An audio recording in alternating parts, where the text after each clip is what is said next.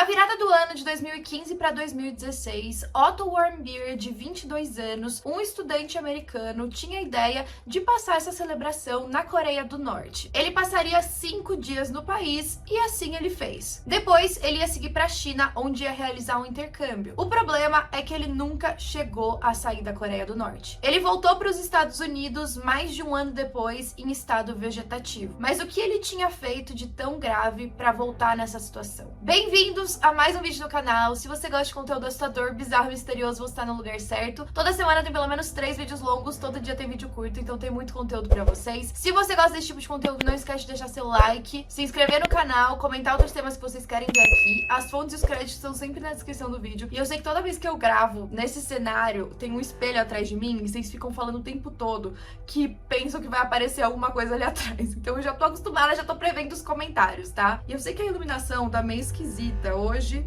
mas tá tudo bem, né? O caso de hoje é muito traumático. Eu não vi tantas pessoas falando sobre ele, então bora entrar nessa história.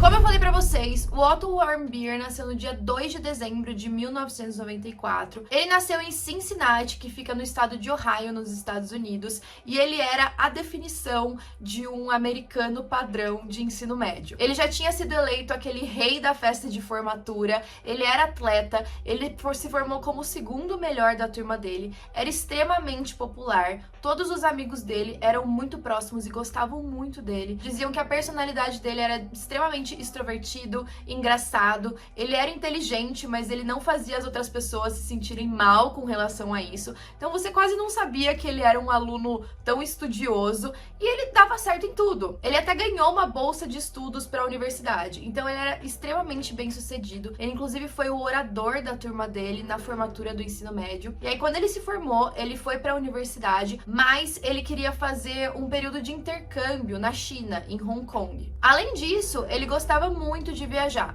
Ele já tinha ido para os países mais diferentes possíveis. Ele foi para Cuba, para Israel, para o Equador. Então ele gostava muito de conhecer novas culturas. E como ele já tinha visitado vários lugares diferentes, é claro que a Coreia do Norte intrigava muito ele. E vários viajantes e pessoas que estudam o mínimo de governos locais, todo mundo sabe que a Coreia do Norte é um país muito fechado, ninguém sabe exatamente o que acontece ali dentro. E aí ele entrou em contato com uma empresa que fazia viagens para jovens. Essa empresa se chamava Young Pioneer Tours e o slogan deles era: destinos que sua mãe provavelmente não gostaria que você fosse. Literalmente, a Coreia do Norte não é um lugar que nenhum pai quer ver o filho visitando por achar extremamente perigoso. E nesse caso, infelizmente, os pais do Otto estavam certos. A empresa afirmava que a viagem era segura para turistas americanos, mas é claro que eles tinham um protocolo. Quando você vai visitar um país assim, com regras tão rígidas, eles te falam exatamente o que você pode e o que você não pode fazer, até como respeito pela cultura local. O pai do Otto já tinha alertado ele pelos riscos do regime ditatorial que existe lá, mas o Otto tranquilizou os pais. Ele falou que a empresa era de muita confiança, que ele só ia passar alguns dias, conhecer e depois seguir viagem para o destino final. E ele também estava num grupo de 10 outros estudantes. Ele não ia estar sozinho, ia estar muito bem acompanhado. No dia 29 de dezembro de 2015, ele com esses outros 10 estudantes pegaram um voo de Pequim para a Coreia do Norte. Quando eles chegaram, eles ficaram hospedados no único hotel disponível para turistas. Esses dias foram de muita diversão para o Otto. Ele se deu muito bem com os colegas, eles saíam juntos, participavam de várias atividades turísticas. Inclusive, essa empresa de viagem fazia os tours pelos pontos turísticos principais da capital ali da Coreia do Norte. Era até meio esquisito, porque eles não ficavam muito tempo em nenhuma atração turística. Parecia que eles estavam só fazendo um check em cada ponto, passando rapidinho e já tendo que se mover para a próxima. Tem até um vídeo, um dos últimos vídeos que foram feitos do Otto lá,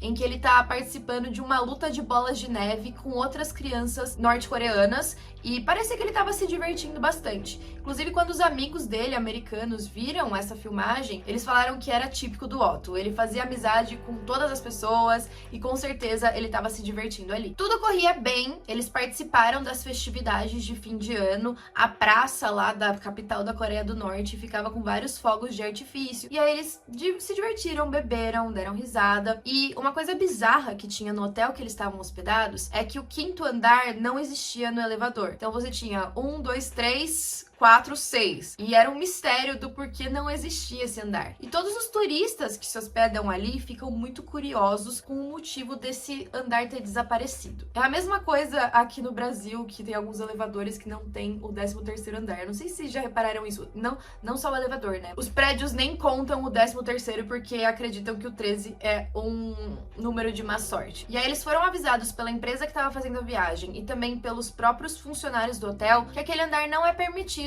para turistas, é um andar só para funcionários. E se vocês pesquisarem alguns vídeos na internet, vocês vão encontrar pessoas, turistas que foram para lá e fizeram algumas filmagens escondidas desse andar. Basicamente, tem vários posters relacionados à Coreia do Norte, aos líderes e também algumas críticas com o governo dos Estados Unidos. No geral, os turistas que conseguem ir nesse 5º andar, eles fingem que eles estão meio perdidos, chega alguém, avisa eles que eles não podem estar lá e eles vão embora sem nenhum prejuízo. Mas não foi o que aconteceu com o Otto. Ele, como mais um turista curioso, decidiu ir em uma madrugada visitar o 5º andar, ver o que tinha lá. E aí ele viu que tinham uns posters relacionados ao governo e ele tentou tirar um dos posters, talvez para levar de recordação ou então, sei lá, por qual motivo ele fez isso. Mas ele percebeu que o pôster era muito grande, ele não ia conseguir levar tranquilamente, muito menos na mala de volta.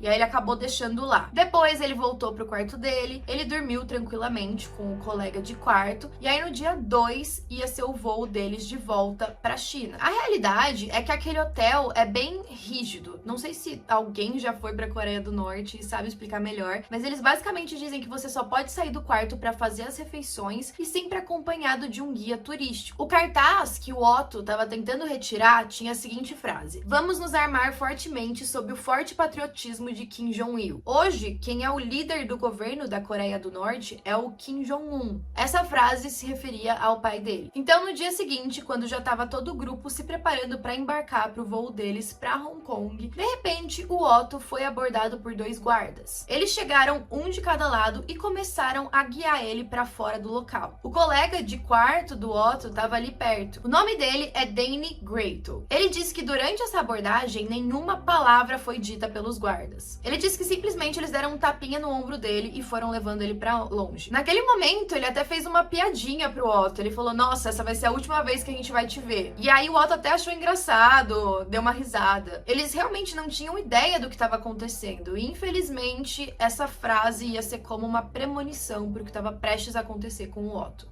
Ele até sorriu e falou pro amigo: "Nossa, acho que deu ruim." O embarque para Hong Kong foi realizado normalmente, todos os colegas entraram no avião e de repente um oficial entrou e informou que o Otto não ia embarcar porque ele estava muito doente e precisou ser levado para o hospital. E aí não se sabe exatamente se o intuito foi tranquilizar os colegas ou até de passar alguma informação para depois eles repassarem para amigos e familiares do Otto, dizendo que ele não ia voltar para casa. Só que aquela alegação não fazia sentido. 10 minutos atrás o Otto estava bem e ele era super atlético, ele participava de vários esportes, não tinha motivo para do nada ele ficar doente. É claro que aquilo não passava de uma mentira. Cerca de um mês depois, com todo mundo extremamente preocupado com o que tinha acontecido com o Otto, sem saber de nada, uma agência de informação norte-coreana entrou em contato com um anúncio dizendo que ele tinha sido detido. O motivo seriam atos hostis contra a República Democrática da Coreia do Norte. Por mais 6 semanas, não houve nenhuma outra comunicação além dessa. Ninguém sabia o que significavam esses tais atos hostis. A gente só ficaria sabendo do que realmente aconteceu no dia 29 de fevereiro de 2016,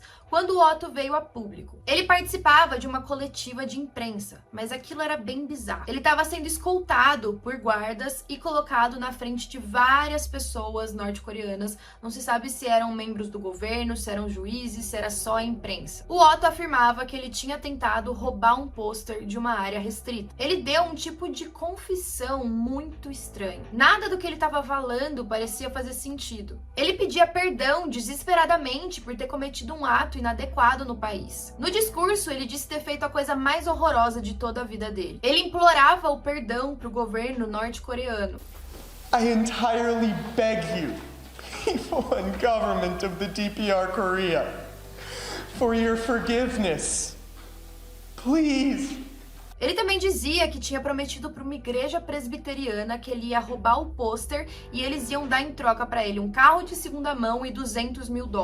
Segundo ele, a igreja pretendia insultar o povo coreano pela falta de ética que o governo tratava as questões trabalhistas. E ele ainda revelou que a missão dele era de conhecimento da CIA. Ficou muito claro para todas as pessoas que estavam ouvindo aquele discurso que ele tinha sido coagido a falar. Talvez o próprio governo tivesse montado uma confissão para que ele falasse e admitisse aquilo, mesmo não sendo a intenção dele. De acordo com algumas entrevistas de outras pessoas que foram presas na Coreia do Norte, eles disseram que o intuito do governo é que você admita a história, mesmo que não tenha sido aquilo que aconteceu. Eles não querem te ouvir, eles querem que você fale o que eles pretendem passar para o público. Então talvez o próprio governo montou aquela história para falar que aquela tentativa de furto do pôster era muito mais do que realmente era. Esse depoimento do Otto é extremamente perturbador. Os amigos dele que assistiram dizem que provavelmente a única verdade eram as lágrimas dele. No final, depois que ele fala tudo que ele tem pra falar, ele pede perdão 1 milhão de vezes e pede pra poder voltar pra casa, pra família dele. Eu não consigo imaginar o desespero que ele tava sentindo naquele momento. E não parecia que aquele perdão ia ter algum tipo de eficácia. Durante esse período, tinham várias negociações entre os Estados Unidos e a Coreia do Norte pra poder levar o Otto de volta pra lá. Só que toda essa comunicação é extremamente burocrática. O governo dos Estados Unidos tinha acesso a organizações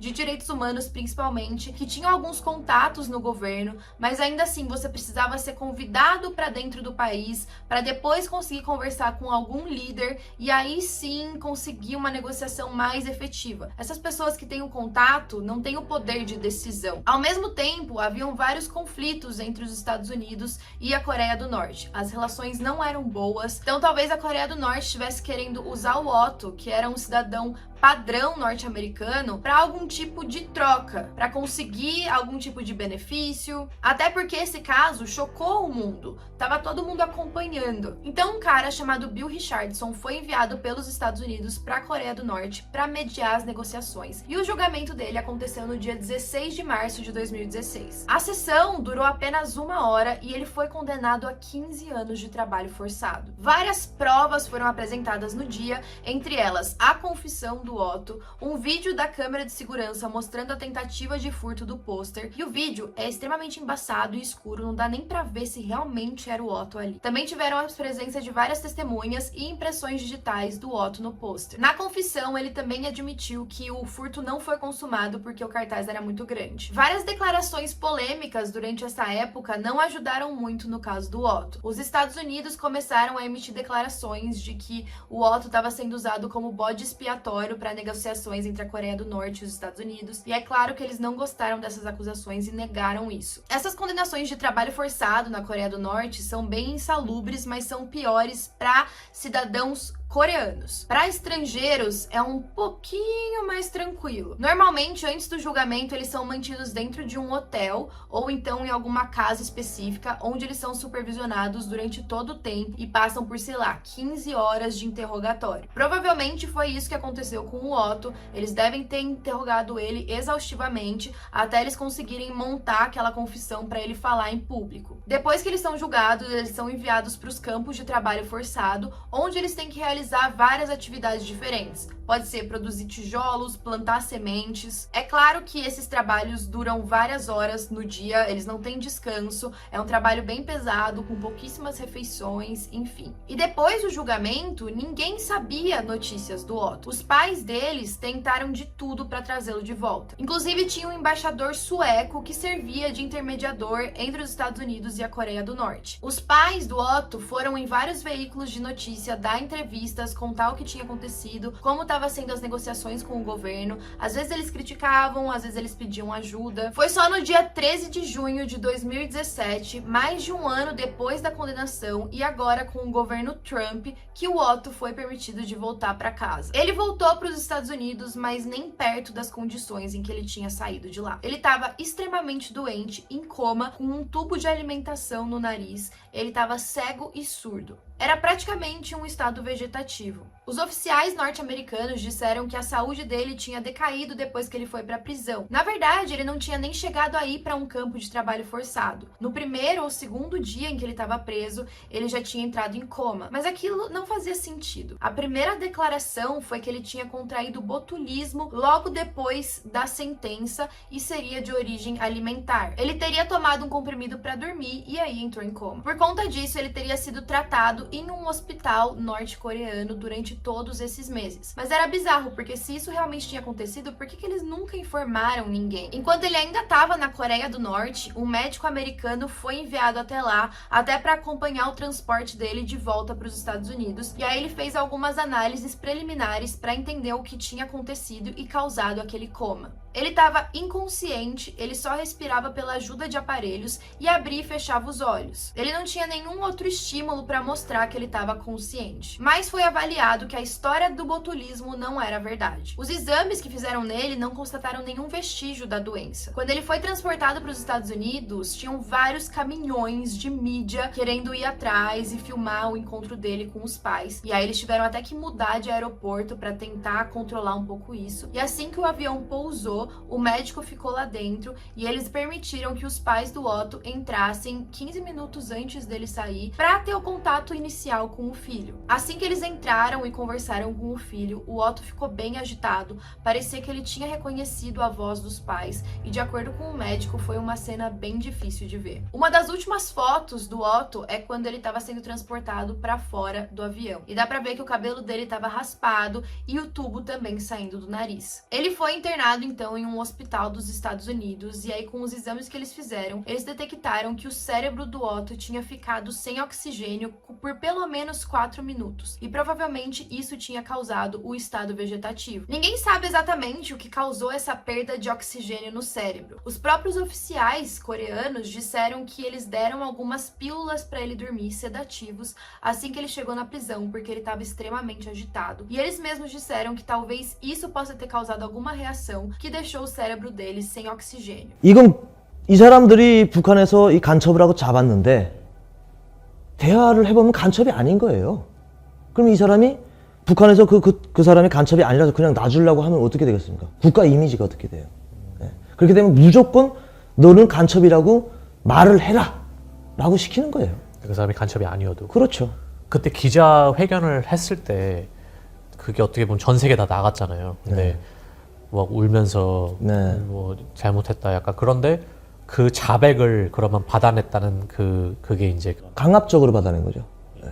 타이로부터 강압적으로 너는 간첩이다 무조건 이렇게 된 거죠. 그러면서 그 과정에 나는 아니다 하면 때리는 거고 그 점은 고문을 하는 거고. Infelizmente, depois de 6 dias nos Estados Unidos, os pais perceberam que ele não apresentava nenhum sinal de melhora e que ele estava sofrendo muito. Então eles decidiram desligar os aparelhos e o Otto faleceu. Em entrevistas, os pais acreditam que o Otto sofreu tanta tortura que isso causou o coma dele. Eles também contaram o que eles testemunharam do filho assim que ele chegou em casa. Eles disseram que ele emitia espasmos constantes e emitia uivos parecidos com o de animais em fase de grande sofrimento. Também disseram que os pés dele estavam deformados, tinha uma cicatriz bem grande que eles não sabiam de onde vinha e que ele não tinha antes, e também que os dentes estavam tortos, como se tivessem sido arrancados com algum tipo de alicate e colocados de volta. Os médicos americanos afirmaram não ter encontrado nenhum tipo de violência pelo corpo, nenhum sinal de que ele tivesse sido torturado, e que as alegações do dente provavelmente não eram verdade, porque não tem como você remover um dente e não ter nenhum dano nas raízes deles, e não tinha. Eles confirmaram que haviam sim cicatrizes pelo corpo dele, mas nada que indicasse a causa da morte além do dano cerebral. 저는 뭐 고문 쪽에는 힘을 많이 싣진 않아요. 근데 오토 원비어가 이제 만약 미국에 돌아와가지고 북한에서 이제 조사 과정에 있었던 것들을 북한이 뭐 반인조 범죄 행위를 많이 감행하고 있잖아요. 그 인권이 무시되는 나라고 하기 때문에 하면서 또 하면은 또 전 국제적으로 또 어떤 또 일어날 일들을 북한도 알고 있어요. 그렇기 때문에 저는 고문에 무게를 두는 게 아니고 다른 약물에 저는 많은 조금 무게를 둡니다. 그러니까 저는 뭐 그냥 북한에서 살한 경험을 토대로 해가지고 말씀을 드린다면은 이제 스트레스로 인해 가지고 아마 병원에 입원했을 것 같고, 병원에도 분명히 입원했을 것 같고, 병원에서 이제 많이 그런 걸 한 것 같아요. 그래서 저는 뭐 이건 뭐 제 개인적인 생각입니다. 한 7, 80% 생각합니다. A causa do coma dele nunca foi de fato esclarecida. Eu não sei se existe algum método de tortura que você não deixa nenhuma marca pelo corpo, mas o que os médicos americanos dizem é que provavelmente o cuidado médico com o Otto depois que ele entrou em coma na Coreia do Norte foi muito bom. Afinal, ele não tinha nenhuma marca no corpo, até de você ficar deitado por muito tempo, porque normalmente você tem que cuidar da pele, começa a ter algumas queimaduras, de ficar sempre na mesma posição, e ele não apresentava isso. Quando o necrotério local recebeu o corpo do Otto, eles iam fazer alguns exames para tentar determinar a causa da morte, mas aparentemente, a pedido dos legistas e por desejo da família, eles não fizeram testes internos, só uma análise externa. E a gente não tem informações do porquê a família não quis fazer esses exames. Sem nenhum tipo de prova, o presidente Trump tinha tweetado falando que a Coreia do Norte tinha feito formas de tortura inimagináveis com o Otto, e também um jornalista do New York Post também alegou isso, mas a gente não tem como provar. Em dezembro de 2018, um juiz de Washington considerou que as autoridades norte-coreanas eram responsáveis pela tortura, tomada de refém e assassinato de Otto Warmbier, e por isso declarou que a família deveria receber uma indenização de 500 milhões de dólares. Em contrapartida, o governo norte-coreano entrou com um processo contra o governo dos Estados Unidos, cobrando 2 milhões de dólares pelos cuidados médicos que foram prestados para o Otto enquanto ele estava lá. Até hoje, nenhuma das duas partes foram indenizadas. Depois de algum tempo, o Donald Trump fez amizade com o Kim Jong-un e ele deu algumas declarações sobre o caso do Otto, dizendo que na verdade o Kim não sabia nada do que estava acontecendo. Algumas pessoas dizem que a Coreia do Norte é um país muito grande com várias autoridades que não se comunicam, então o Kim Jong-un meio que disse que não sabia do que estava rolando. O Donald Trump confiou nele, deu várias declarações dizendo que agora os dois eram melhores amigos, e isso frustrou muito a família do Otto. Se o Kim Jong-un sabia ou não sabia, eu tenho minhas dúvidas, mas o fato é que as relações com a Coreia do Norte acabaram se estreitando, e aí um dos funcionários que estava fazendo as negociações dizem que esse estreitamento das relações para eles, é claro que é bom, mas ao mesmo tempo não justifica o que aconteceu com o Otto. A família dele, até hoje, tenta lutar contra o regime da Coreia do Norte, eles tentam advogar contra eles. Algumas pessoas que eu vi em entrevistas que foram presas na Coreia do Norte dizem que o tratamento deles com estrangeiros, principalmente depois que eles descobrem a nacionalidade, é um pouco melhor, ou no mínimo tentam não deixar marcas físicas para mostrar que eles são bonzinhos e benevolentes e que eles não vão tratar essas pessoas mal. Então talvez seja por isso que o Otto não tenha feridas externas, mas ao mesmo tempo eu não duvido que ele tenha passado por um tratamento muito traumático psicologicamente, principalmente pela confissão que ele deu e o estado histérico em que ele estava. Enfim, esse caso é muito trágico, eu não tenho uma opinião formada sobre isso, tentei passar os dois lados da história, mas quero saber o que vocês acham. Então comentem aí e até a próxima.